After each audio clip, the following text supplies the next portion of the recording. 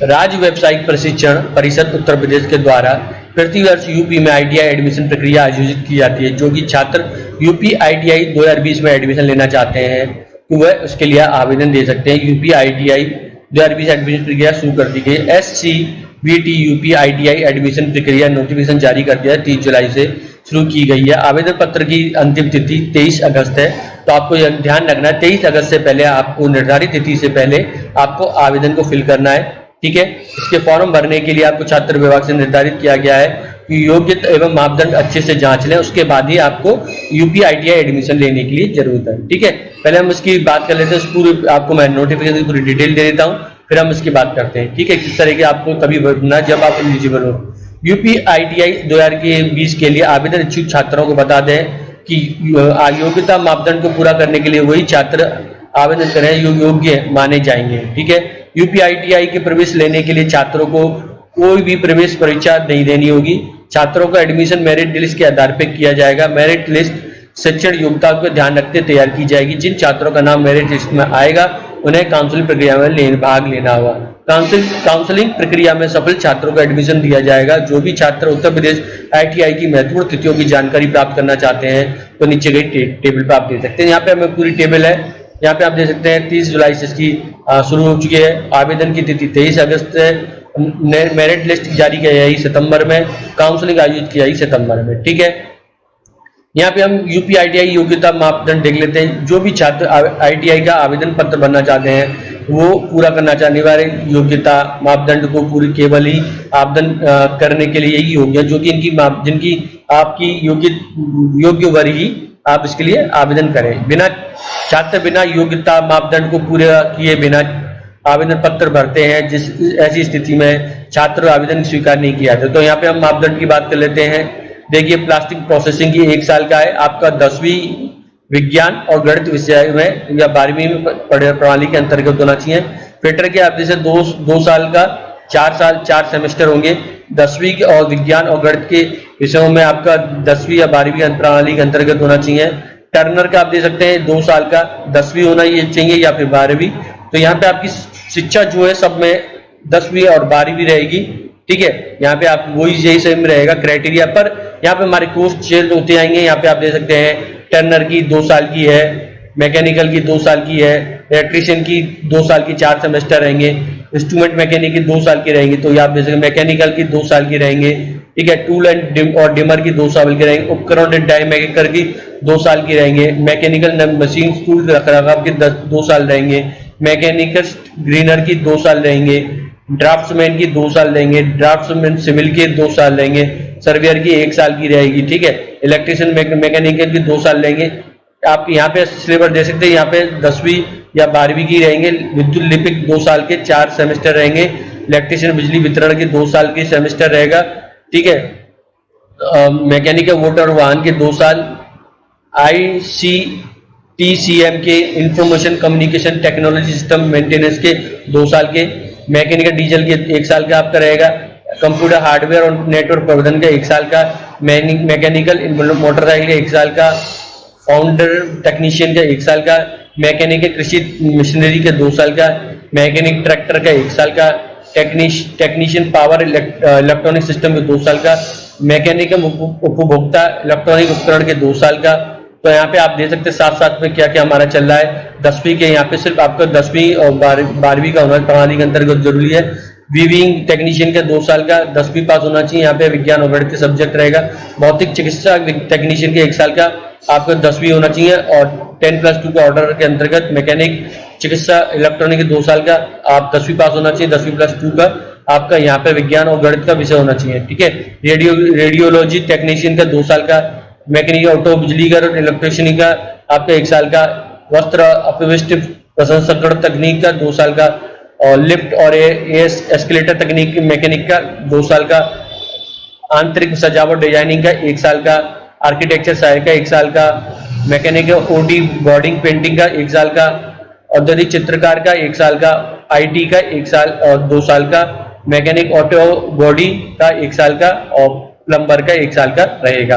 ठीक है, 10वीं पास होना जरूरी है। यहाँ पे आप दे सकते हैं 10वीं पास इनका ये रहेगा। तो कोर्स वो रहेंगे, यहाँ पे आप देख सकते हैं कोर्स ग्रुप नॉन इंजीनियरिंग, तो ये आप देख सकते हैं यहाँ पे कंप्यूटर ऑपरेटर एंड प्रोग्रामिंग के 1 वर्ष के 10वीं पास होना चाहिए। लिथो ऑफसेट मशीन माइंडर के 1 वर्ष का रहेगा, 10वीं कक्षा पास होना चाहिए। तो ये आप स्टेनोग्राफर सेक्रेटरियल के असिस्टेंट के अंग्रेजी के 10वीं पास होना जरूरी है।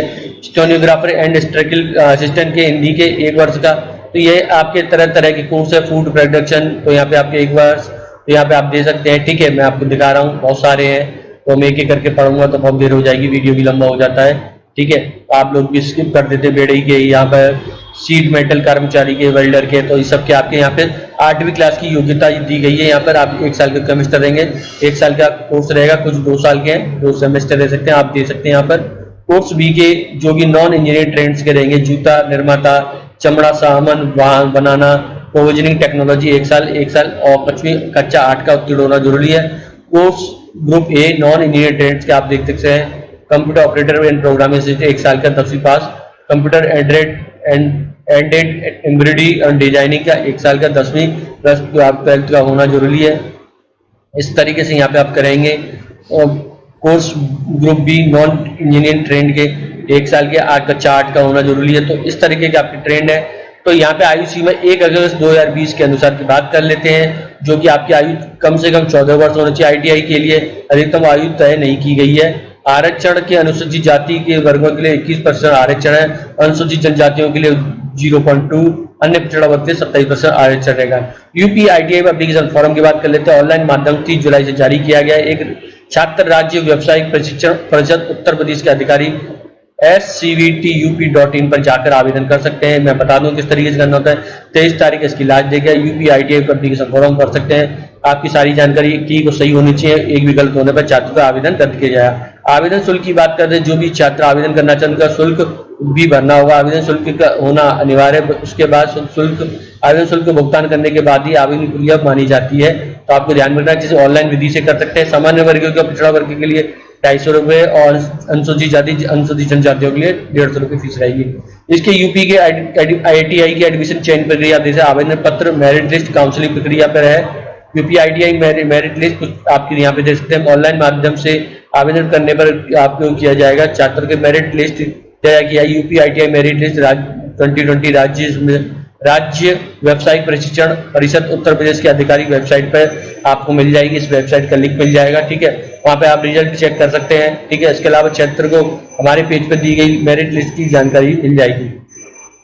यूपी ITI काउंसलिंग की बात करें, उन्हीं के उम्मीदवार को आमंत्रित किया है जिनका नाम मेरिट लिस्ट में होगा। ठीक है, ये मैं आपको बताता हूँ। आपको जरूरी दस्तावेज आवेदन पत्र, 10वीं की मार्कशीट, सर्टिफिकेट, 12वीं की मार्कशीट और सर्टिफिकेट, सामान्य निवास पत्र, जाति प्रमाण पत्र, आधार कार्ड, चरित्र प्रमाण पत्र, ये सब होंगे। आरक्षण, तो यहाँ पे आप देख सकते हैं, अगर राज्य अलग अलग वर्गों के लिए अलग अलग आरक्षण प्रदान करती है। ठीक है, यूपी ITI कुछ महत्वपूर्ण बातें, तो यहाँ पे आपको ITI 8वीं 10वीं 12वीं कक्षाओं के लिए कोर्स कराती है। उम्मीदवार ITI mechanic, electronic, fashion designing, computer आधारित कोर्स पर कर सकते हैं। ठीक है, तो ये थी जो कि मैंने आपको जानकारी दी। अब इसके ऑफिशियल वेबसाइट पे चलते हैं, वहां पे आप जाके आपको फॉर्म भरना बताऊं किस तरीके से फॉर्म फिलिंग करेंगे हम।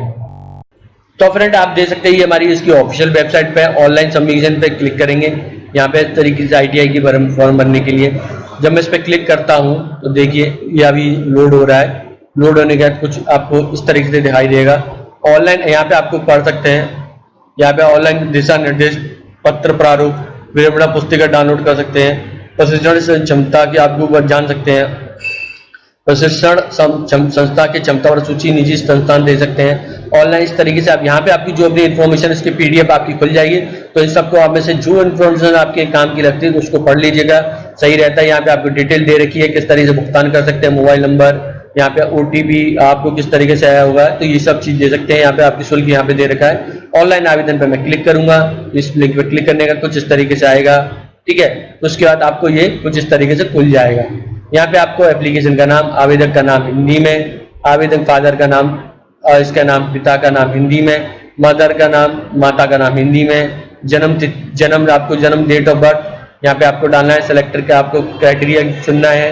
ठीक है, यहाँ पे आपको मोबाइल नंबर देना, इसके बाद OTP भेजेंगे, OTP का आपको सबमिट करना होगा। ठीक है, इस तरीके से हमारी प्रक्रिया रहेगी। फिर इस तरीके से आपको यह बताना है कि आपका राजकीय, निजी किस तरह की आपकी चाहते हैं। तो मैं लिख दूँ गवर्नमेंट। ठीक है, इस तरह सबमिट कर देंगे। यहाँ पे आप जिस तरीके से चाहते हैं राजकीय एवं निजी, तो यहाँ पे उस हिसाब से कर सकते हैं। ठीक है, तो ये थी मेरी सारी डिटेल मैंने दी थी, इसमें आ गई है। ईमेल आईडी यहाँ पे आप दे सकते हैं। ठीक है, यहाँ पे आपका देखिए डोमिसाइल बताना उत्तर प्रदेश के हैं या अन्य के हैं, यहाँ पे बताना पड़ेगा। ठीक है, तो यहाँ पे मैं डोमिसाइल उत्तर प्रदेश का बता दिया है। आप जिस शहर से हैं वो बताना है, जैसे मैंने आगरा चुन लिया। सिलेक्ट आपको दीजिए आगरा, होम ब्लॉक अकोला, जो भी आपको आ रहा है तो वो बता दीजिए। ठीक है, उस तरह से मैंने मान लीजिए बिचपुरी बता दिया। यहाँ पर आपको परमानेंट एड्रेस देना पड़ेगा। इस तरीके से यहाँ पर सेव एंड नेक्स्ट स्टेप करना पड़ेगा। उसके बाद हमारा एजुकेशन क्वालिफिकेशन का आ जाएगा, मैं आपको दिखा देता हूँ। यहाँ से मैं डाल देता हूँ, तो कुछ इस तरीके से यहाँ पे परमानेंट फोन नंबर मैंने कर दिया है। इस तरीके से सारी डिटेल थी जो मैंने कर दी। Save and next go to कर दिया। क्या आप सहमत है? इस तरीके से कर दिया। यहाँ पे आपको अपना जेंडर मैंने बताया नहीं था, जेंडर यहाँ पे बता देता हूँ। ठीक है, इस तरीके से हमने कर दिया। यहाँ पे डेट ऑफ बर्थ डाल दिया, स्पाउस या इस तरीके से आपके यहाँ पे आप दे सकते हैं। यहाँ पे आप बता सकते हैं फिजिकल आप क्या कहते हैं, सब कैटेगरी बता सकते हैं। ठीक है, नहीं है तो उसको छोड़ दीजिए। ठीक है, इस तरीके से आपको बताना है। आधार नंबर देना था, यहाँ पे आधार नंबर आपको देना है। ठीक है, ईमेल आईडी है, ये सब आपको यहाँ पे देना पड़ेगा। तो यहाँ पे आपको यहाँ पे देखिए फ्रेंड, यहाँ पे आपको डिसेबिलिटी का है। ठीक है, यहाँ पे इकोनॉमिक वीक सेक्टर है या नहीं ये बताना है, माइनॉरिटी में है या नहीं, तो इन चीजों का आपको देखकर उसको भरना पड़ेगा। ठीक है, यहाँ पे मैंने आपको पूरी आपको डिटेल बता दी है किस तरीके से हमें save and go to next पे करना पड़ेगा। ठीक, तो फ्रेंड यहाँ पे आप देखेंगे, यहाँ पे आपकी एप्लीकेशन आईडी, फीस लिखा हुआ आ जाएगा, चार्ज।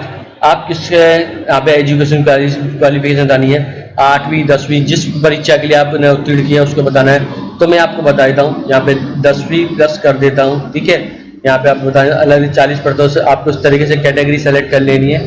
ठीक, यहाँ पे आप ये भी दे सकते हैं, यहाँ पे अंतर्गत समकक्ष शारीरिक दक्षता वजन वो भी है, आप उसको पढ़कर दे दीजिएगा। फिलहाल मैंने एक पे क्लिक कर दिया है। यहाँ पे आपको यहाँ पे बोर्ड का नाम, जूनियर हाई स्कूल, कॉलेज का नाम, roll number, passing year, subject, आपके मैक्सिमम मार्क, ऑब्टेन मार्क। ठीक है, ग्रेड पे थे, जो भी थे यहाँ पे बताना है। हाई स्कूल यहाँ पे बताना है, यूपी बोर्ड तक जिस बोर्ड से आपने दिया है बताना है। ठीक है, आपने कोई प्रीवियस ITI का नाम बताना है अगर दिया है। ठीक है, नेम ऑफ ITI ट्रेड का, पिछले ITI ट्रेड का व्यवसाय का नाम बताना है। राज्य किस तरह के खिलाड़ी है या नहीं, इस तरीके से आपकी डिटेल बननी है। फोटो अपलोड करना है, सिग्नेचर अपलोड करनी है। तो आपको सेव एंड नेक्स्ट गूगल पर कर देना है। इसके बाद आपका फीस का रह जाएगा, फीस का सेक्शन पे फीस पे आपको सबमिट करनी होगी। इस तरीके से ये पूरी प्रोसेसिंग थी जो कि मैंने आपको बताया। इस तरीके से आप आवेदन दे सकते हैं इस फॉर्म के लिए। आई होप आपको मेरा ये वीडियो पसंद आया, तो प्लीज मेरे चैनल एनी टाइम को सब्सक्राइब करें। Thank you.